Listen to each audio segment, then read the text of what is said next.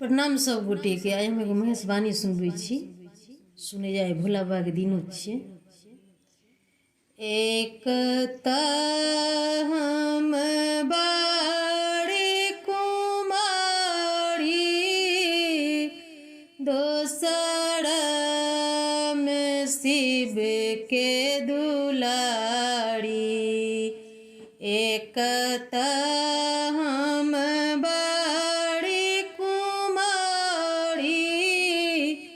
दोसर में शिव के दुलारी। किया है सखिया कौने बगुन माँ भोला मोरा त्यागल रे की। किया है सखिया कौने बगुन माँ शिव मोरा त्यागल रे की। फूल लो ढगेलो बाड़ी, सड़िया अटक गेल डाढ़ी। किया है सखिया शिव बीनु सड़िया के उतारत रे की। किया है सखिया शिव बीनु सड़िया के उतारत रे की। जही बाट भोला गे लाधुबिया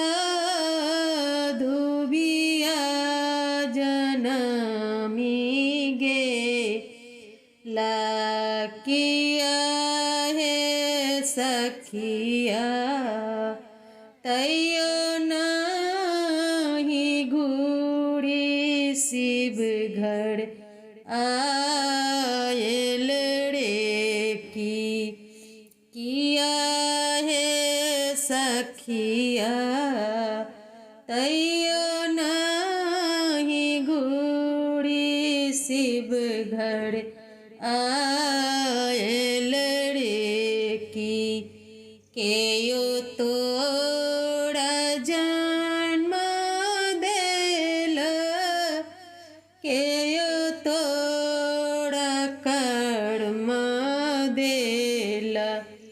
किया है सखिया केयो तोड़ा पाती पाती लिखल रे की। माए बाप जन्म देल, शिव मोरा कर्म देल। किया है सखिया शिव मोरा पाती पाती लिखल रे की। किया है सखिया शिव मोरा पाती पाती लिखल रे की। एकता हम बाड़ी कुमारी, दोसर हम शिव के दुलारी। किया है सखिया कौने बगुन माँ शिव मोरा त्या